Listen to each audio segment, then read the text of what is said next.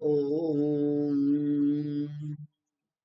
सदाशिवसमारम्भाम् शङ्कराचार्यमध्यमाम् अस्मदाचार्यपर्यन्ताम् वन्दे गुरुपरम्पराम्। श्रुतिस्मृतिपुराणानाम् आलयं करुणालयं नमामि भगवत्पादं शङ्करं लोकशङ्करं। शङ्करं शङ्कराचार्यं केशवं बादरायणं सूत्रभाष्यकृतौ वन्दे भगवन्तौ पुनः पुनः। ईश्वरो गुरुरात्मेति मूर्तिभेदविभागिने व्योमवद्व्याप्तदेहाय दक्षिणामूर्तये नमः। ॐ दयाकरं दयाकारं दान्तं धर्मप्रवर्तकं प्रणमामि दयानन्दं मदाचार्यवरं परम्। ॐ शान्ति शान्ति शान्तिः। हरिः ॐ श्री गुरुभ्यो नमः। हरिः ॐ।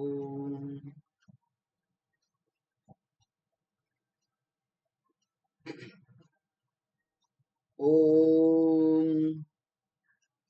भज गोविन्दं भज गोविन्दं गोविन्दं भज मूढमते सम्प्राप्ते सन्निहिते काले नहि नहि रक्षति डुक्रुन्करणे भज गोविन्दं भज गोविन्दं भज गोविन्दं मूढमते। त्वयि मयि चान्यत्रैको विष्णुः व्यर्थं कुप्यसि मय्यसहिष्णुः भवसमचित्तः सर्वत्र त्वं वाञ्छसि चिराद्यदि विष्णु त्वं। भज गोविन्दं भज गोविन्दं गोविन्दं भज मूढमते। शत्रौ मित्रे पुत्रे बन्धौ मा कुरु यत्नं विग्रहसन्धौ सर्वस्मिन्नपि पश्यात्मानं सर्वोत्सृजद्वेदज्ञानम्। भज गोविन्दं भज गोविन्दं भज गोविन्दं मूढमते। कामं क्रोधं लोभं मोहं त्यक्त्वात्मानं पश्यति सोऽहम्। आत्मज्ञानविहीना मूढा ते पच्यन्ते नरकनिगूढा। भज गोविन्दं भज गोविन्दं गोविन्दं भज मूढमते। सम्प्राप्ते सन्निहिते काले नहि नहि रक्षति डुक्रुन्करणे भज गोविन्दं भज गोविन्दम्।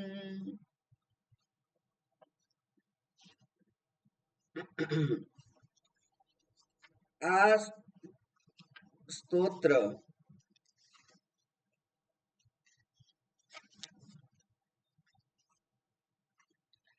1200 થી 1500 વર્ષ પહેલા લખાયેલા છે અને છતાંય આટલા બધા વર્ષોમાં વિજ્ઞાન કે આપણે પ્રગતિ કરી પણ અહીંયા જે કંઈ કહ્યું છે એમાં કોઈ ફેરફાર થયો હોય એવું આપણને અનુભવાય છે ખરું? અત્યારે પણ આ એકદમ સત્ય વચન છે, એટલે વિચાર કરી મૂકે એવું છે. અને સૌથી અગત્યના શબ્દો છે સંપ્રાપ્તે સન્નિહિતે કાલે. હવે આ પૃથ્વીને છોડવાનો સમય નજીક આવી ગયો છે. વ્યવહારમાં લોકો કહેતાય હોય છે કે કાઢ્યા એટલે થોડા કાઢવાના છે. એટલે કે આપણે મૃત્યુની નજીક પહોંચ્યા છીએ ત્યારે માત્ર આત્મજ્ઞાન સિવાય બીજી કોઈ પ્રવૃત્તિ કે નિવૃત્તિ ના માટેના પ્રયત્ન કરવાની જરૂર નથી. માત્ર આત્મજ્ઞાન એટલે કે 1 પોઈન્ટ પ્રોજેક્ટ. સંપૂર્ણ ધ્યાન એમાં રહે તો આપણી આ ક્ષેત્રમાં ઝડપથી પ્રગતિ થાય. 26મા શ્લોકમાં બહુ લંબાણપૂર્વક આપણે જોયું કે જે આંતર શત્રુઓ છે એમને જીતવા બહુ અઘરા છે.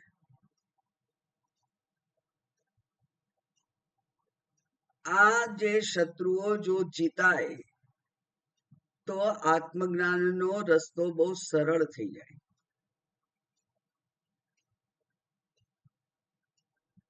એટલે એ આત્મજ્ઞાન મેળવવા માટે શું કરવું જોઈએ એની વાત હવે પછીના શ્લોકમાં છે. 27મો શ્લોક. જ્ઞેયં ગીતા નામ સહસ્રમ ધ્યેયં શ્રીપતિરૂપમજસ્રમ નેયં સજ્જન સંગે ચિત્તમ દેયં દિનજનાય ચ વિત્તમ ભજ ગોવિંદમ ગોવિંદમ ભજ મૂઢમતે. ગીતા, શ્રીમદ ભગવદ ગીતા, એને ગાવ. જ્ઞેયં ગીતા, ગાવા જેવી છે. ગાવા જેવી છે એટલે ગાઈએ જે પણ કવિતા કે સ્તોત્ર ગાઈએ તો એના લયમાં પણ આનંદ આવે છે. એના શબ્દોને આપણે બુદ્ધિમાં ઉતારીએ ત્યારે પણ આનંદ હોય છે.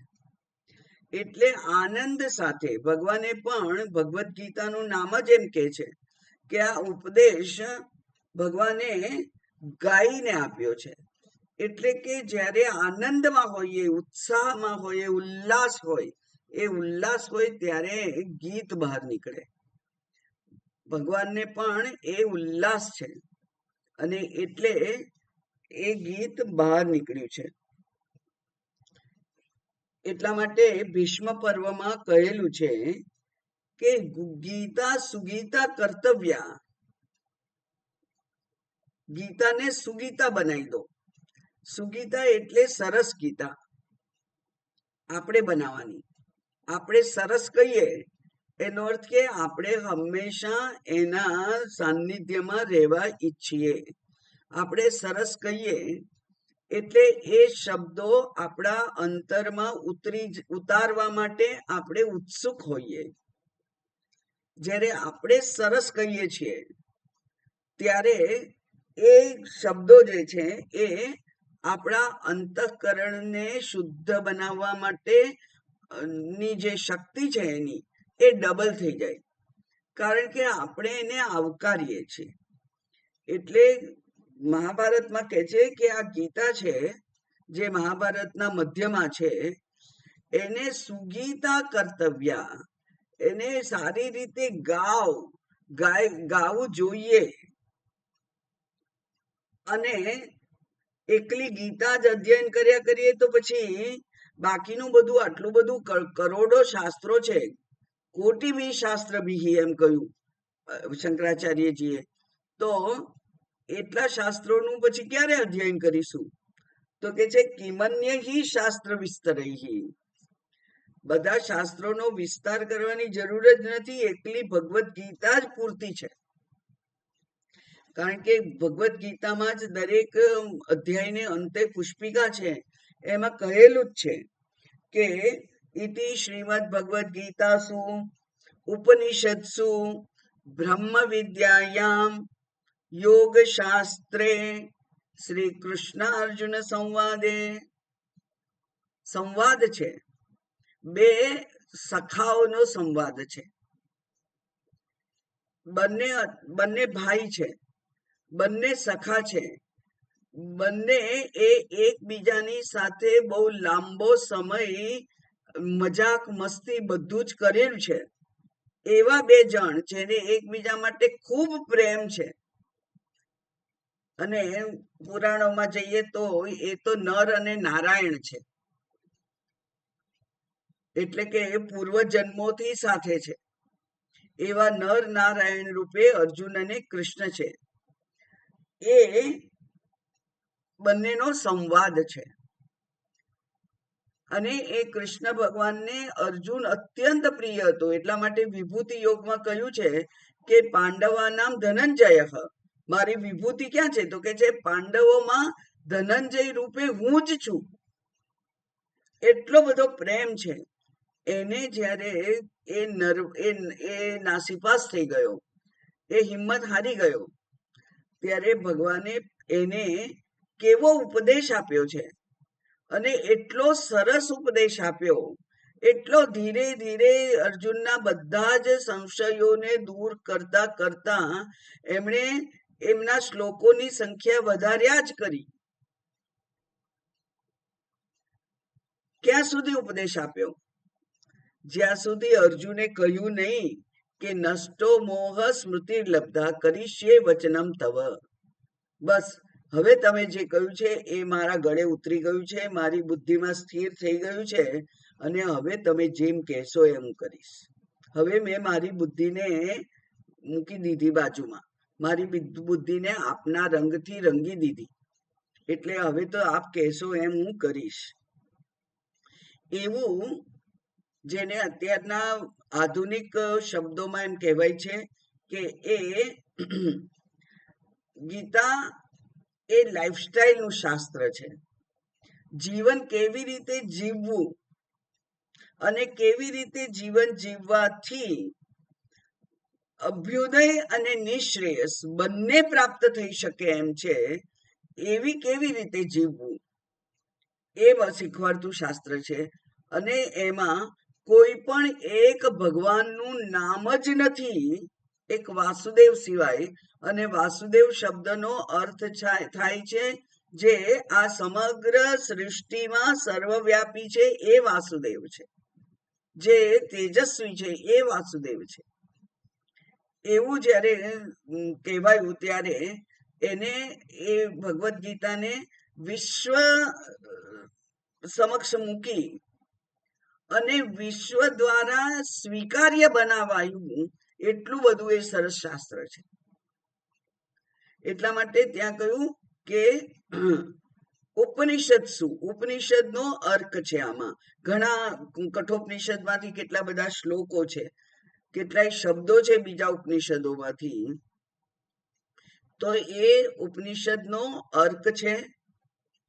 પછી બ્રહ્મ વિદ્યા છે, જે બ્રહ્મ વિદ્યાને પ્રાપ્ત કરી અને મોક્ષની પ્રાપ્તિ થઈ શકે એવું સાધનરૂપ જે છે બ્રહ્મ વિદ્યા, એ બ્રહ્મ વિદ્યા છે. યોગ શાસ્ત્ર, યોગ એટલે એ બ્રહ્મ સાથે જોડાવા માટે જે સ્ટેજીસ, જે પગથિયાઓ છે, એ પગથિયાઓને ધ્યાનમાં રાખી અને ધીરે ધીરે એને નિસરણી ઉપર ચઢવાનો આપણને માર્ગ બતાવ્યો છે, એવું એ શાસ્ત્ર છે. પહેલા કર્મયોગ બતાવ્યો અને અંતઃકરણ શુદ્ધિ કરી. ત્યાર પછી એકાગ્રતા માટે ધ્યાનની પણ વાત કરી 6થા અધ્યાયમાં. ત્યાર પછી એ એકાગ્ર થયેલું મન પણ એમાં જો ઈશ્વર શરણાગતિ ના હોય, ઈશ્વરની ઓળખ ના હોય, તો જીવેશ્વર ઐક્યને ના સમજી શકાય. અને એટલા માટે પહેલા 6 અધ્યાય એ આ જીવનું વર્ણન છે, જે આ રાગ દ્વેષમાં ફસાયેલો છે. એટલે રાગ દ્વેષ નો વિષય હોય એવા શ્લોકો 1 થી 6 અધ્યાયમાં જ હશે, પછી નથી એના શ્લોક. પછી 7મા અધ્યાયથી ભગવાને પોતાને નું સ્વરૂપનું વર્ણન કર્યું, અને એટલે ઈશ્વરનો ની પ્રતિપાદન કર્યું. એટલે ત્યાં ભક્તિ યોગ છે. અને છેલ્લે જીવ અને ઈશ્વર બંને એક જ છે એવું કહેવા માટે 13મા અધ્યાયથી બાકીનું આખું જે શાસ્ત્ર છે એ જ્ઞાન યોગ છે. એટલે કર્મયોગ, ભક્તિયોગ, જ્ઞાન યોગ, એમ પગથિયાઓ ઉત્તરોત્તર ચડતા એવા પગથિયાઓ છે. એના દ્વારા જે શીખવાડ્યું છે તે એ ગીતા એ કે છે એ તો અંતિમ શાસ્ત્ર છે. યા સ્વયં પદ્મનાભસ્ય મુખ પદ્માત વિનિસ્મૃતા, સરી પડી છે.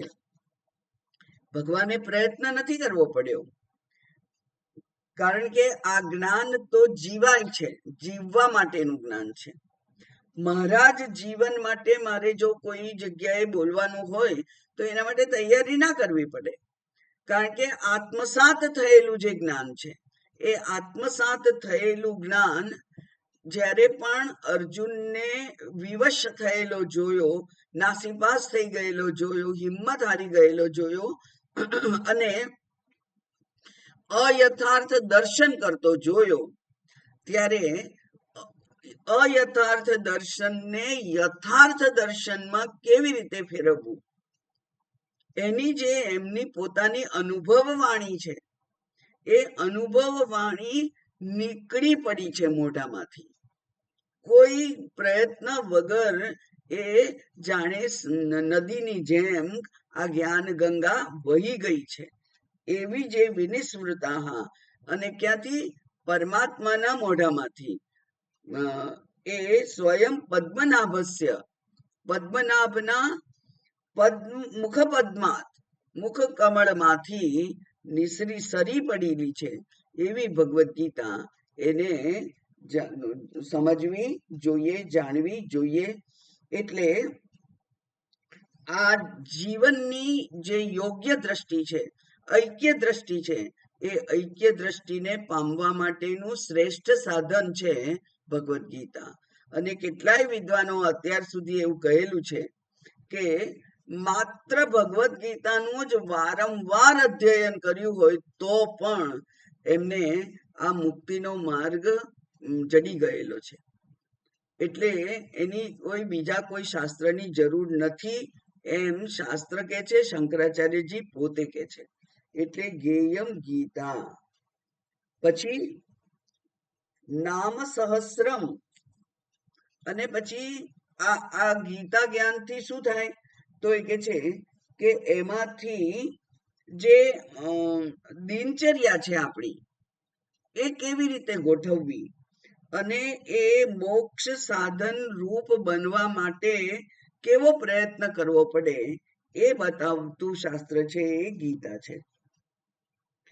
ત્યાર પછી કર્મયોગથી જ્યારે રાગ દ્વેષની સાપેક્ષ નિવૃત્તિ થઈ હોય, રાગ દ્વેષ ઉપર નિયંત્રણ આવ્યું હોય, એવા જે સ્થિતિ હોય, એમાં પછી જે વિષ્ણુ સહસ્રનામ છે, એટલે કોઈ પણ સહસ્રનામ, એ વિષ્ણુ સહસ્રનામ હોય, શિવ સહસ્રનામ હોય, દેવી સહસ્રનામ હોય, સરસ્વતી સહસ્રનામ હોય, કે દક્ષિણ ભારતમાં છે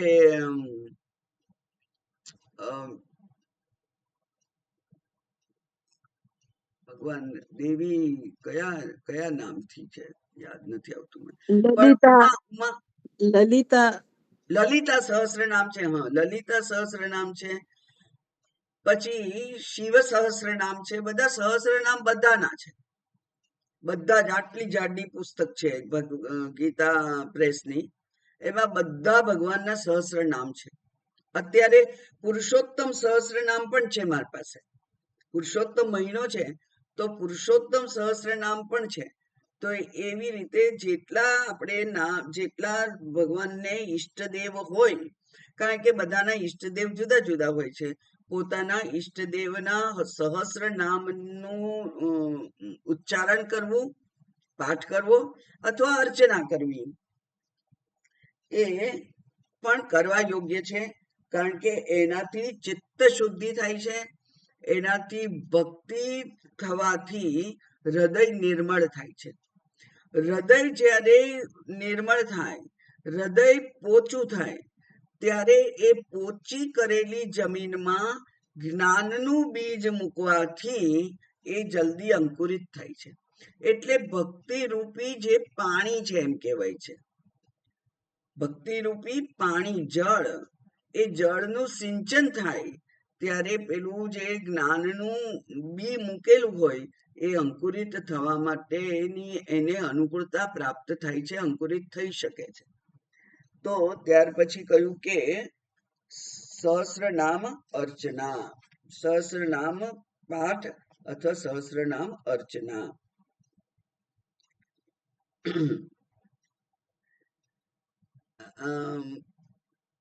એક એક શ્લોક છે, કદાચ મહાભારતમાં જ છે, મહાભારતમાં છે. કલૌ કલ્વશ ચિત્તાનામ પાપ દ્રવ્યોપજીવિનામ વિધિ ક્રિયા વિહીનાનામ હરેર નામૈવ કેવલમ. કલૌ કલ્મશ ચિત્તાનામ, આ કળિયુગમાં બધાના મન એ કેવા છે? એ કે છે કે એ કલ્વશ એટલે અશુદ્ધિ, અશુદ્ધ થયેલા છે. કેમ અશુદ્ધ થયા છે? કારણ કે ભોગ પ્રધાન જીવન છે. એટલે ભોગ પ્રધાનતા જેનામાં આવી ગઈ છે, એવા ભોગ પ્રધાનતા હોય એટલે એમાં રાગ, દ્વેષ, કામ, ક્રોધ, લોભ, મોહ હોય જ. ભોગ પ્રધાન જીવન જો હોય તો એમાં લાઇક્સ, ડિસલાઇક્સ, રાગ, દ્વેષ હોય, કામ, ક્રોધ, મોહ હોય જ. તો એવું જેનું કળિયુગમાં આ બધાના મન એવા છે. આપણને પણ કદાચ અનુભવાતું હશે કે આપણા જે દાદા પરદાદા હતા એ લોકોના જીવન જેટલા સરળ હતા, એ લોકોના જીવનમાં આ જે છ શત્રુ છે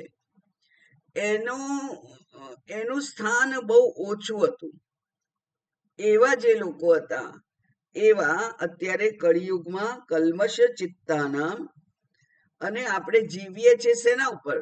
તો કે જે પાપ દ્રવ્યોપજીવિનામ, જે આપણું ધન પણ અતિ શુદ્ધ નથી. એક ઉદાહરણ આપું એની. એક સંત ચરિત્રમાં હું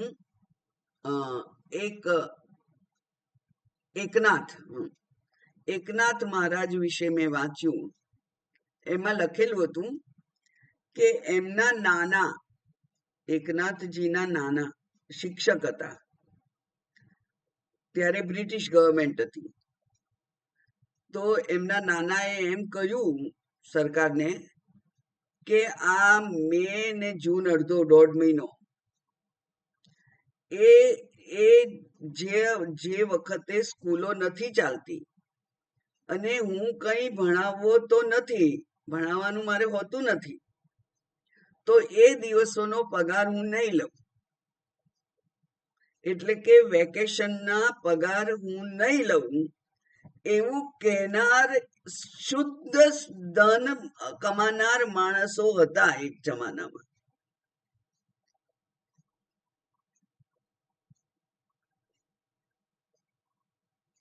એટલે વિચાર કરતા દિગ્મૂઢ થઈ જવાય એવી સ્થિતિ મારી ત્યારેય થઈ હતી ને હજુય થાય છે કે એ ધનની શુદ્ધિ બહુ જરૂરી છે, કારણ કે ધનથી જ બધું ખરીદીએ છીએ આપણે. હવે એ ધન જ જો અશુદ્ધ હોય, એ જ 2 નંબરનું હોય, એ જ જેને કહેવાય આપણે કુપાત્રે પ્રાપ્ત કરેલું એવું ધન હોય, જો તો એ ધનથી પ્રાપ્ત કરેલા જે કોઈ સુખ સગવડના સાધનો હોય એ બધા જ કેવા હોય તો કે છે પાપ દ્રવ્ય. એ બધા પાપ દ્રવ્ય હોય. એટલે શુદ્ધિ ની પરાકાષ્ઠા કઈ? તો એ જે પેલા એકનાથના નાનાજી હતા, એવા કુટુંબમાં એકનાથ જેવો સંત જન્મે. કારણ કે એ જે શુદ્ધિની નો આગ્રહ છે, કેટલી બધી પ્રામાણિકતા છે, એ પ્રામાણિકતાને નું કોઈ તોલ ના આવી શકે એવું છે. તો એવું આ શ્લોકમાં કહ્યું છે કે પાપ દ્રવ્ય એનાથી ઉપજી વિનામ, એનાથી જે જીવે છે તેવા, અને વિધિ ક્રિયા વિહીનાના,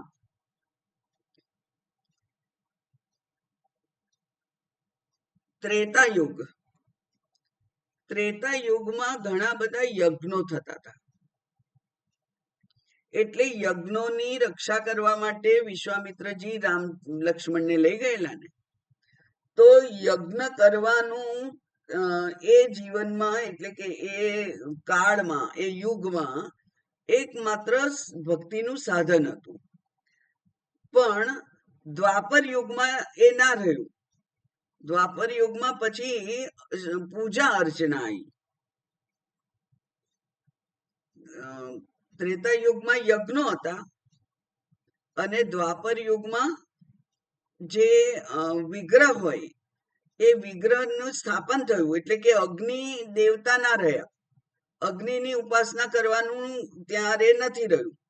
દ્વાપરમાં થયું કે મૂર્તિની પૂજા કરવાનું, અને મૂર્તિની પૂજા અર્ચના વગેરે એ દ્વાપર યુગનું લક્ષણ છે.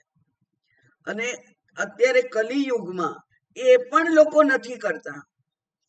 એ ભગવાનની પૂજા વિધિ પણ કોઈને બરાબર આવડતી નથી. વિધિ ક્રિયા વિહીનાના, એટલા માટે કહ્યું કે ત્યાં પછી પેલું શું કહેવાય, લોઅર કર્યા સ્ટાન્ડર્ડ. પહેલા એટલે અમારા બાળકો કહેતા હતા કે એમના જમાનામાં 50 માર્કે પાસ થવાતું હતું. પાસ થવાનું સ્ટાન્ડર્ડ હતું 50 માર્ક. પછી ધીરે ધીરે 35 માર્ક આવ્યા, અને પછી એક વખત એક જગ્યાએ કહ્યું કે 35 માર્ક માં પણ જો ખૂટતા હોય તો એને થોડા ગ્રેસ કરી આપવાના, થોડી કૃપા ગુણ આપવા. એ લોકોએ નક્કી કર્યું કે 50 માર્ક કૃપા ગુણ આપવા, irrespective of the number of subjects. 7 સબ્જેક્ટમાં થઈ અને 50 હોય તો બરાબર છે, સમજ્યા. પણ 7માંથી એક જ, 6માં તો એ પાસ થયો હોય, એકમાં એનો 0 માર્ક આવ્યો હોય તો પણ એને 35 કરી આપવાના, અને એને પરીક્ષામાં બેસવા દેવાનું. આટલું બધું નીચે ઉતારી દઈએ સ્ટાન્ડર્ડ જો, તો એ શિક્ષણ પ્રથાનો અર્થ શું છે?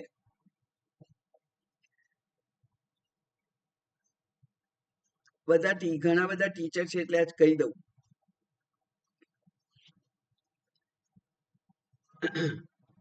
કાશીમાં આ જે પાઠશાળામાં છોકરાઓ હોય, એ છોકરાઓ ને 10મા ધોરણની એક્ઝામ આપવાની હોય, 12માની એક્ઝામ આપવાની હોય, એવું બધું હોય, અને ભણે કશું જ નહીં. એ લોકો આખા વર્ષમાં જે બધા ઇતિહાસ, ભૂગોળ, ગણિત, અંગ્રેજી, બધું હિન્દી બધું શીખવાનું હોય. આમ તો બધા 7 સબ્જેક્ટની પરીક્ષા આપવાની ને, પણ 7 સબ્જેક્ટમાંથી કશું શીખવાડે નહીં આખા વર્ષ દરમિયાન. પાઠશાળામાં રહીને ખાલી સંસ્કૃત ભણવાનું, ગ્રામર, વિજ્ઞાન, ખાલી વ્યાકરણ ભણવાનું, અને પરીક્ષા આપવા જવાનું. અને પરીક્ષામાં ફોન લઈ જવાની છૂટ. અને આ ચેટ જીપીટી શું છે એવું કંઈક હોય, એમાં બધું આપેલું હોય, એમાં જોઈને બધું લખવાનું. એટલે તે વખતે બધા છોકરાઓ, પાઠશાળામાં નિયમ હોય કે ફોન રાખવાનું નહીં, પણ તે વખતે બધા પોતપોતાના મા બાપ પાસેથી ફોન મંગાવી લે, ફોન હોય, અને ચેટ જીપીટી બધાને આવડે, બધા છોકરાઓને. અને એ બધું એ ફોન લઈને પરીક્ષા આપવા જવાનું. અને પછી કે છે આજ તો મેરી પરીક્ષા હે, આજ એક્ઝામ હે, આજ એક્ઝામ. એટલે એક્ઝામ હોય એટલે એને બધા સેવા બેવામાંથી બધામાંથી છૂટ. અને પરીક્ષા આવી રીતે આપવાની. અને 10મું ધોરણ પાસ થાય, પછી 12મું ધોરણ આવી જ રીતે પાસ થાય. તો મેં એમ કહ્યું કે આપણે જો છોકરાઓને મૂલ્ય શીખવાડવાના હોય, મૂલ્યનિષ્ઠ જીવન જીવવાનું મહત્વ અને એના માટેની શું ટ્રેનિંગ હોય એ જો આપણે આપવાની હોય ગુરુકુળમાં, તો પછી આ ચોરીનો જે પરીક્ષા છે એ ચોરીની પરીક્ષા કેમ આપવા દેવાની? પણ એની જરૂર હોય, કારણ કે 12મું ધોરણ પાસ થાય આવી રીતે તો BHU યુનિવર્સિટી એ લોકોને શાસ્ત્રી, આચાર્ય વગેરે જે એમની પછી કોલેજ વાળી જે પરીક્ષાઓ હોય એમાં એડમિશન આપે, અને ત્યાં એ બધું ભણાવે. કારણ કે ત્યાં બધા વિષયો વેદ ના હોય, જ્યોતિષ શાસ્ત્ર હોય, વાસ્તુશાસ્ત્ર હોય, કર્મકાંડ હોય, એવા બધા વિષયો હોય. ત્યાં સાહિત્ય હોય, સંસ્કૃત સાહિત્ય, એ બધું શીખવાડે. પણ 10મું 12મુંમાં ઇતિહાસ, ભૂગોળ, વિજ્ઞાન, ગણિત, અંગ્રેજી એ તો ખાલી પેલી મોબાઈલમાંથી ચોરી કરીને જ પાસ થઈ જવાનું. આ શિક્ષણ વ્યવસ્થા છે. એટલે મને એમ થાય કે આ અહીંયા આપણા શું કહેવાય, આપણા શરીરને અહીંયા ઘસાવવા યોગ્ય છે કે નથી, એ પહેલા તો નક્કી કરવું પડે કે આપણો સમય અને શક્તિ જો ત્યાં વાપરીએ તો એના આપણે કેટલું વિચાર્યું હોય કે મૂલ્યો ને સ્થાપિત કરવા માટે, છોકરાઓનામાં એ મૂલ્યો ઉતારવા માટે આપણે શું કંઈક કરીશું, કેવા પ્રયોગો કરીશું, અને અંતે એનું પરિણામ તો શૂન્ય છે. જવા દો. વિધિ ક્રિયા વિહીના નામ. હવે આ કળિયુગમાં તો કોઈને વિધિ આવડતી નથી, કોઈ યજ્ઞ વગેરે કોઈ ક્રિયા આવડતી નથી, અને એમનામાં હરેર નામ એવ કેવલમ એવું કહ્યું, એવું શાસ્ત્ર કે છે. એટલા માટે અહીંયા કહ્યું નામ સહસ્રમ. ત્યાર પછી શું છે? ધ્યેયમ શ્રીપતિ રૂપમ અજસ્રમ. અજસ્રમ એટલે સતત. અજસ્રમ શબ્દનો અર્થ થાય સતત. તો શેનું, કોનું ધ્યાન કરવાનું? તો કે છે કે પરમાત્માના રૂપનું ધ્યાન કરવાનું. ભક્તિ શાસ્ત્રમાં, ભક્તિ પંથમાં આનું બહુ મહત્વ છે. અને એ મહત્વ એટલા માટે પણ જરૂરી છે કે એક તો એમાં ઈશ્વર શરણાગતિ થાય, ઈશ્વર માટે પ્રેમ થાય, અને એકાગ્રતા વધે. એટલે કોઈક રૂપ સામે હોય એને માત્ર એના એકલાના જ વિચાર આપણા બુદ્ધિમાં ઉભા થાય, મનમાં એ જ વૃત્તિ ઉત્પન્ન થાય, તો એને એકાગ્રતાની વૃદ્ધિ માટેનું શ્રેષ્ઠ સાધન કહેવાય. એટલે પ્રતિકોપાસના જેને કહીએ છીએ આપણે, તે સામે મૂર્તિ હોય અથવા પ્રતિક હોય, એના ઉપર ધ્યાન કરી અને પછી એકાગ્રતા પૂર્વક ઈશ્વર સ્મરણ કરવું, એ પણ કરવું જોઈએ. તો ગીતાનું અધ્યયન કરો, સહસ્ર નામનું ઉચ્ચારણ કરો, કારણ કે હરિનામ કેવલમ, અને હરિના રૂપનું ધ્યાન કરો. આ બધાયથી ચિત્ત શુદ્ધિ થાય, અંતઃકરણ શુદ્ધિ થાય, એકાગ્રતા આવે. આ એકાગ્રતા, ચિત્ત શુદ્ધિ, એનો ઉપયોગ કરી ચિત્ત શુદ્ધ થયું છે, પછી શું કરવાનું? પછી જ્ઞાન માટેનો પ્રયત્ન કરવાનો. એટલે ત્યાર પછી કહ્યું કે સજ્જન સંગે ચિત્તમ નેયમ. નેયમ એટલે દોરી જાઓ. કોને? બુદ્ધિને. ચિત્ત ભલે અહીંયા લખેલું હોય, પણ ચિત્તના ઘણા બધા મન અને બુદ્ધિ બધા અર્થ થાય. એટલે જ્યાં જે અર્થ લાગુ પડે તે બેસાડવાનો હોય. એટલે આપણી બુદ્ધિને સત્સંગમાં વાળો. સત્સંગથી જ આ શુદ્ધ વિચારો પ્રાપ્ત થશે. એટલે સત્સંગમાં બુદ્ધિને વાળો. નિયમ સજ્જન સંગે ચિત્તમ. બરાબર. એટલે પછી અધ્યયન કરવાનું કે છે. આ અધ્યયન કરીએ તો બુદ્ધિ.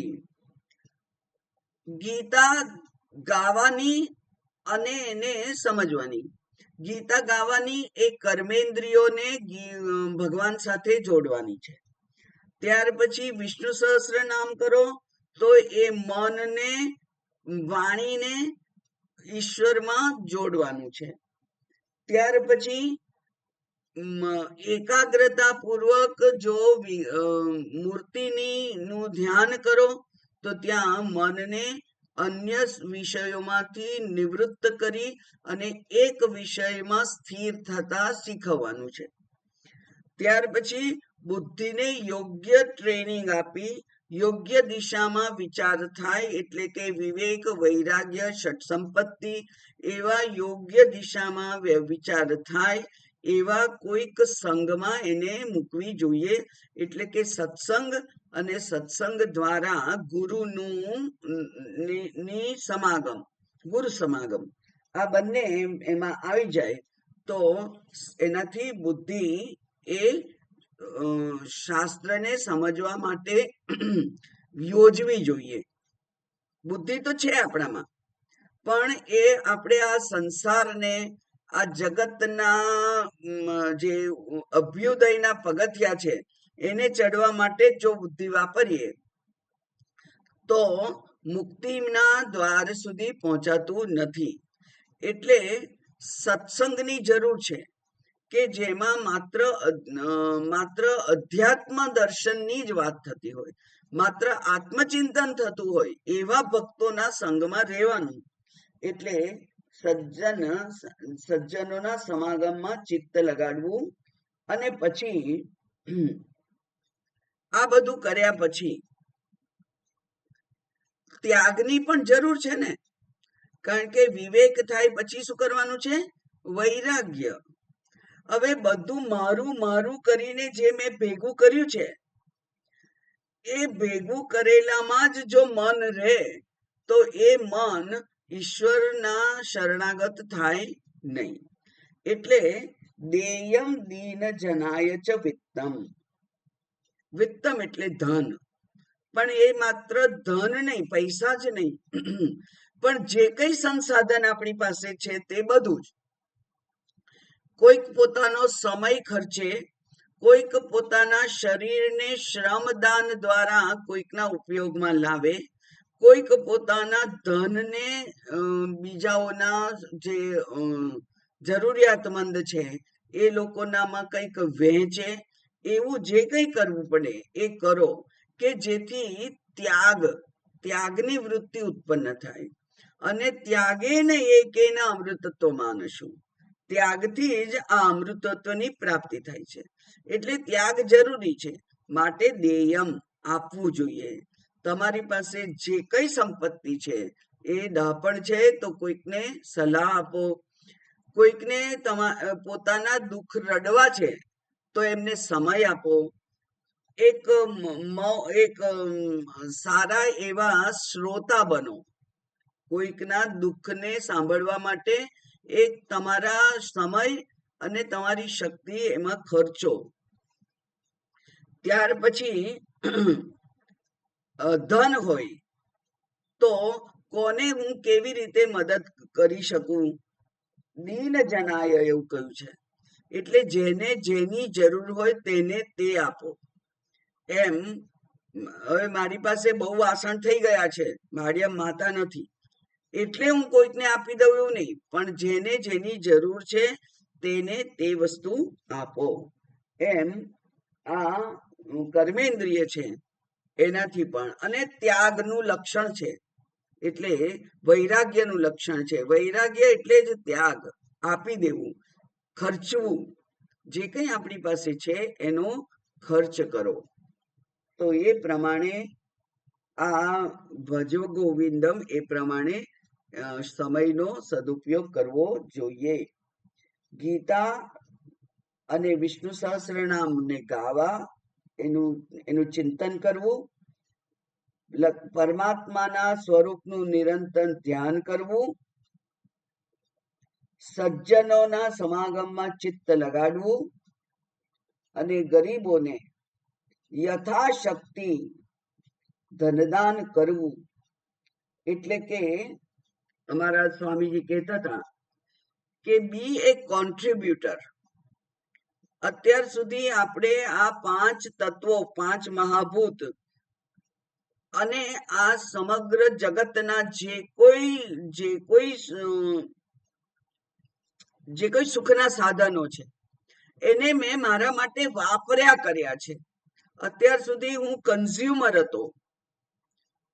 વાપર્યા તો છે, આપણે ભલે પૈસા આપીને વાપરીએ છીએ, પણ છતાંય વાપરીએ તો છીએ જ. તો એવા અત્યાર સુધી હું કન્ઝ્યુમર હતો, હવે હું કોન્ટ્રીબ્યુટર બનું. હું મારા તરફથી આ પ્રકૃતિ માટે, આ જગત માટે, આ જરૂરિયાતમંદો માટે હું શું કરી શકું એનો આપણે વિચાર કરીએ તો કોઈ કામનો કોઈ તોટો નથી. એટલા બધા કામ છે, કેટલા લોકોના જે રીચિંગ આઉટ, એવા જે કાર્યોની આપણે જાણવા આવે છે, બધા આશ્ચર્યજનક હોય છે. તો એવા બધા કરો તો જેથી આ મનુષ્ય શરીરનો સદુપયોગ થાય. બરાબર, ઓકે. ઓનરશિપ નો ત્યાગ. આ મારું છે એમ કરવાનું છોડો. આગળ બીજો શ્લોક જોઈએ. સુખતઃ ક્રિયતે રામ ભોગઃ પશ્ચાદહંત શરીરે રોગઃ યદ્યપિ લોકે મરણં શરણં તદપિ ન મુંચતિ પાપાચરણં ભજ ગોવિંદમ ભજ ગોવિંદમ. સુખતઃ ક્રિયતે રામા ભોગઃ પશ્ચાદહંત શરીરે રોગઃ યદ્યપિ લોકે મરણં શરણં તદપિ ન મુંચતિ પાપાચરણં ભજ ગોવિંદમ ભજ ગોવિંદમ ભજ ગોવિંદમ મૂઢમતે. ઉપર જોયું કે આ જે મનુષ્ય શરીર મળ્યું છે એ મનુષ્ય શરીરનો યોગ્ય ઉપયોગ કરો. શેના માટે? આ જન્મ મરણના બંધનમાંથી મુક્ત થવા માટે. એ જ અંતિમ પડાવ છે આપણો. આ 84 લાખ યોનિનું જે ચક્ર છે, આ કર્મના જે બંધન છે એમાંથી છુટકારો પામવા માટે, એનાથી મુક્ત થવા માટે આ મનુષ્ય શરીર એ શ્રેષ્ઠ સાધન રૂપે આપણને પ્રાપ્ત થયેલું છે. એટલે એક સાધન તો આપણને પ્રાપ્ત થઈ ગયું છે. એટલે ભગવાન શંકરાચાર્યજીએ વિવેક ચૂડામણીમાં કહ્યું કે દુર્લભમ ત્રયમે વૈતત, આ ત્રણ દુર્લભ છે. શું છે? અને કેવું છે પાછું? તદ દેવાનુગ્રહ હેતુકમ, ભગવાનની અત્યંત કૃપા હોય, અનુગ્રહ હોય તો જે મળે એવું જે આ ત્રણ વસ્તુ છે એ દુર્લભ છે, સામાન્ય રીતે મળી જતા નથી. પણ જેને મળી ગયું હોય ને એને એની કિંમત ના હોય. જે મળી ગયું હોય એની એને કિંમત ના હોય. બહુ હું નાની હતી ને ત્યારે અમારી સામે એક ડાક્ટર રહેતા હતા, નાના ઘરની સામે. પૈસાદાર હતા કારણ કે ડોક્ટર હતા. તો એમના છોકરાઓને દૂધ પીવડાવવા માટે એમના નોકર એ પાછળ પાછળ દોડે. પેલા છોકરાઓ બંગલાની આજુબાજુ દોડે અને પેલો નોકર દૂધનો ગ્લાસ લઈ અને બેબી બેન બાબાભાઈ કરતો એ દોડે એમને દૂધ પીવડાવવા માટે. અને અમે નાનાજીને ઘેર ભેગા થયા હોય 10 છોકરા, એટલે કઈ 5 લીટર દૂધ તો આવતું ના હોય એ જમાનામાં, એટલે બધાને એક એક કપ દૂધ મળે, 100 ગ્રામ જેવું. એટલે આપણને એમ થાય કે વધારે ક્યારે મળે, વધારે મળે સારું. અને પેલા લોકોને દૂધના પીવડાવવા માટે પેલો દોડે પાછળ પાછળ અને પેલા આગળ દોડી જાય છોકરાઓ. જેને જે મળેલું હોય ને એને એની કિંમત ના હોય. એટલા માટે મનુષ્ય શરીર આપણને મળેલું છે. દુર્લભમ ત્રયમે વૈતત દેવાનુગ્રહ હેતુકમ. કયું કયું ત્રણ વસ્તુ? મનુષ્યત્વમ, મુમુક્ષુત્વમ, મહાપુરુષ સંશ્રય. મનુષ્યત્વમ, મુમુક્ષુત્વમ. મનુષ્યત્વમ, મનુષ્ય શરીર મળવું જ પૂરતું નથી, કારણ કે મનુષ્ય શરીર એટલે કે 2 હાથ 2 પગ અને આ ખભા ઉપર માથું ધડ, એવા તો ઘણા લોકો છે કે જે લોકોને આપણે અસુરની કક્ષામાં મૂકી શકીએ, જે લોકો રાક્ષસોથી ઉતરતા નથી. માણસ કહેવાય પણ ખરેખર એ રાક્ષસ કોટીના છે, એવા લોકો પણ હોય છે. એટલે મનુષ્ય શરીર મળ્યું છે અને સાથે સાથે મનુષ્યને કે મનુષ્યત્વને દીપાવવા માટે, મનુષ્ય કેવડાવવા માટે જે યોગ્યતા, એટલે કે જે સદ્ગુણ મળવા જોઈએ, કેટલાક મૂલ્યો આપણા જીવનમાં હોવા જોઈએ. કોઈકનું ઝૂંટવીને ના ખાઈ લેવાય, કોઈકના ભાગનું ચોરીને ના વાપરી લેવાય, એવા બધા કેટલાક મૂલ્યો. કોઈક જગ્યાએ આપણે ગયા હોઈએ તો આપણે એમને કેવી રીતે મદદરૂપ થઈ શકીએ જેથી એ આપે એ ખાવા માટે હું યોગ્ય બનું, એવી જે આપણી વૃત્તિ હોય તો એ છે મનુષ્યત્વ. એટલે માત્ર ગ્રેબિંગ, અહીંથી લઈ આવું કે અહીંથી લઈ લઉં એવું ના હોય. હું મારે જરૂર છે એટલું વાપરું, પણ સાથે સાથે એ કંઈક આપવા માટે પણ મારી તૈયારી હોય, એવું મારું જીવન હોવું જોઈએ. એને મનુષ્યત્વ કહેવાય. એટલે માણસાઈ, માણસ જ હોવું, માણસનું શરીર હોવું પૂરતું નથી, પણ માણસાઈ હોવી પણ જરૂરી છે. તો આ મનુષ્યત્વ. પછી મુક્ત થવાની ઈચ્છા, અને જેને બંધન ખટકે એને જ મુક્ત થવાની ઈચ્છા થાય. પેલો જે એક પેશન્ટ હોય એને હાથમાં પેલા બોટલ ચડાયો હોય, આઈવી આપ્યું હોય, અને એ હાથ ઊંચો નીચો કર્યા કરે, તો પેલા લોકો એને હાથને બાંધી દે, એના બેડ સાથે હાથ બાંધી દે, એટલે એને બીજી કોઈ આ માંગણી ના હોય. એ કે મારો હાથ છોડો, આ મારો હાથ છોડો, આ બાંધેલું છોડી કાઢો. એના બે હાથ બાંધી દીધા હોય તો એને છૂટવાની ઈચ્છા થાય. એમ હાથ પગ બાંધી દીધેલા હોય આપણને ત્યારે ખબર પડે કે મુક્તિ એટલે શું. એવું જ્યારે આ જીવનમાં આપણને થાય કે આ 84 લાખ યોનિના બંધનમાં ક્યાં સુધી એવું ખબર પડે, એવું વિચાર આવે, એના માટે માનસિક પરિતાપ અનુભવાય, ત્યારે એ બંધનમાંથી છૂટવાની ઈચ્છા થાય. તો બંધનમાંથી છૂટવાની ઈચ્છા થવી, મુમુક્ષુત્વ, એ બહુ અગત્યનું છે. અને છૂટવાની ઈચ્છા થાય તો પછી છૂટવા માટેના ઉપાયો જાણવા માટે વ્યક્તિ તૈયાર થાય, એ પ્રયત્નશીલ બને. એટલે ત્યાર પછી પ્રયત્ન કેવી રીતે થાય? એકલા પ્રયત્ન થઈ શકે એમ નથી. એટલે મહાપુરુષ સંશ્રય. તો આ ત્રણેય દુર્લભ છે એવું કહ્યું. પણ આપણે એવું સમજતા નથી.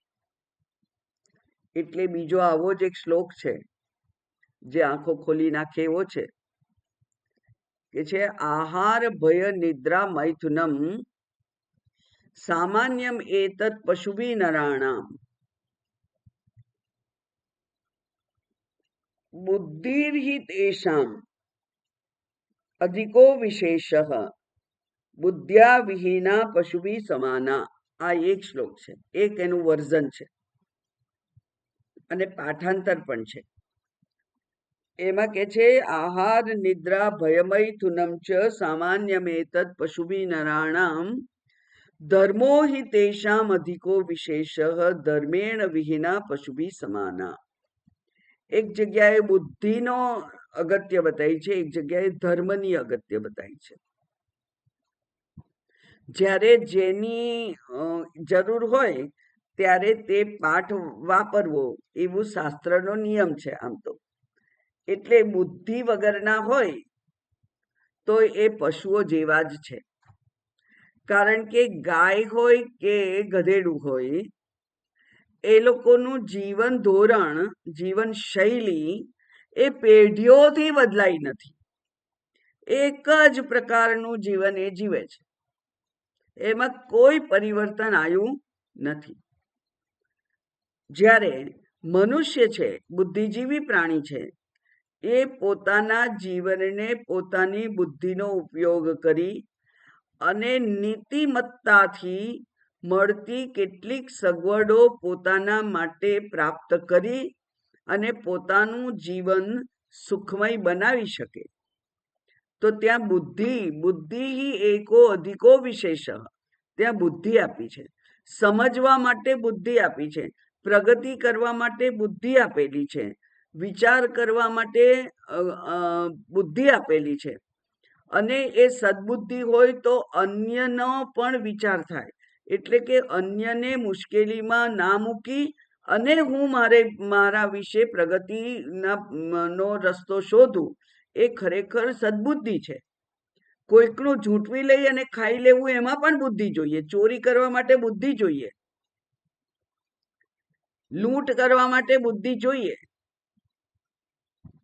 કોઈકનું ખૂન કરવા માટે કેટલી મોટી બુદ્ધિ જોઈતી હોય છે, કે જે આપણને આ રાજકારણમાં અત્યારે ખબર પડે છે કે લોકો પોતાની બુદ્ધિ કેવી કેવી જગ્યાઓએ વાપરે છે.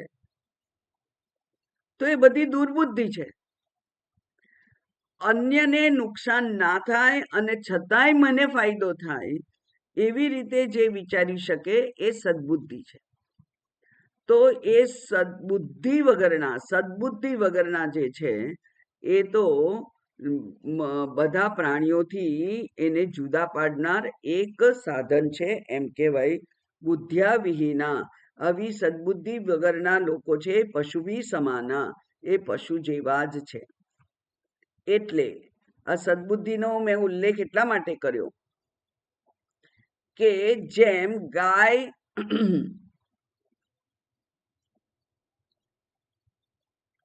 અને અન્ય પ્રાણીઓ એમને જે ઘાસ ચારો, એમને જે દાણ વગેરે જે આપે એ જ ખાઈ અને સંતુષ્ટિ અનુભવે. એટલે કે એમના જીવનમાં જે પ્રમાણેનો ખોરાક, આહાર, નિદ્રા, ભય, મૈથુન હોય એ પ્રમાણેનું જીવન એ જીવે. એવી જ રીતે મનુષ્યો પણ દાળ ભાત રોટલી શાક ખાય, રોટલો શાક ખાય, ખીચડી ખાય, અને એ ઉપરાંત જે કંઈ પ્રાપ્ત થઈ શકે એવું હોય, જે કંઈ નવા નવા વ્યંજનો પ્રાપ્ત થઈ શકાય એવા હોય એ ખાય, આહાર. પછી ખાઈને શું કરવાનું? નિદ્રા, ભય, બીક લાગે, અને મૈથુનમ, સંતાન ઉત્પત્તિ, પ્રજોત્પત્તિ. બધાને જો આ ચાર જ વસ્તુ કરતા હોય એ લોકો, તો એમનામાં અને પશુઓમાં ફેર શું? આહાર, નિદ્રા, ભય, મૈથુન, એમાં જ જો સમગ્ર જીવન જવાનું હોય તો એમનામાં અને અન્ય પશુઓમાં, પ્રાણીઓમાં કોઈ ફેર નથી. એટલે જે લોકો ઈટ, ડ્રિંક એન્ડ બી મેરી, ખાઓ પીઓ મજા કરો એવું જીવન જીવે છે. કેટલાક લોકો સન્માર્ગે પૈસા કમાઈ અને આહાર, નિદ્રા, ભય, મૈથુન કરે છે. કેટલાક કુમાર્ગે પૈસા કમાઈ અને આહાર, નિદ્રા, ભય, મૈથુન કરે છે. હા, એટલા આ સન્માર્ગ અને કુમાર્ગમાં એટલો જ એમનામાં ફેર છે. પણ જે લોકો ભોગમાં જ રચ્યા પચ્યા રહે છે, ખાવું પીવું ને મજા કરવી, એ જ જેમના જીવનનો ઉદ્દેશ્ય છે. એનાથી આગળ કોઈ વિચાર કરવાની જેમની તૈયારી જ નથી. એટલે કે રૂઢિગત જીવન જે જીવ્યા છે બધા લોકો અત્યાર સુધી, એ જ પ્રમાણે જીવવું, ખાવું પીવું, મોટા થવું, ભણવું, કમાવું, લગ્ન કરવું, બાળકો ઉત્પન્ન કરવા, બાળકોને ભણાવવા, બાળકોને પરણાવવા, બસ આ જ પ્રકારનું જેનું જીવન હોય એ એમનું જીવન પણ પશુઓના જીવનથી કોઈ રીતે જુદું નથી. એટલે જે લોકો કેવા છે તો એ કે છે સુખતઃ ક્રિયતે રામ ભોગ. જે લોકો સુખપૂર્વક ભોગ કરે છે. રામા એટલે પત્ની, સ્ત્રી. સ્ત્રી ભોગમાં એટલે કે સંતાનોત્પત્તિમાં. અને બાકી આહાર, નિદ્રા, ભય તો રહે જ. તો આહાર, નિદ્રા, ભય અને મૈથુન એનામાં જ જેને સુખ પ્રાપ્ત કરી લીધેલું છે, સુખ માણે છે, એ તો પશુઓથી કોઈ રીતે જુદા નથી. અને અત્યારના જમાનામાં, આ કળિયુગમાં વિચારપૂર્વક, શુદ્ધિપૂર્વક જીવન જીવનારા, ધર્મપૂર્વક જીવન જીવનારા તો બહુ જ ઓછા લોકો છે. આપણે કહીએ કે આવું તો આ ટેક્સ ચોરી ના કરે, બધા આવું જ કરે કે આવું જ કરવાનું હોય. તમે આ ખોટું કરો છો, બધું બધા આવું જ કરે. તમારા નોકરીનો ટાઈમ છે અને તમે બહાર કેવી રીતે આવ્યા? બધાય જાય છે કે એમાં કઈ વાંધો નહીં.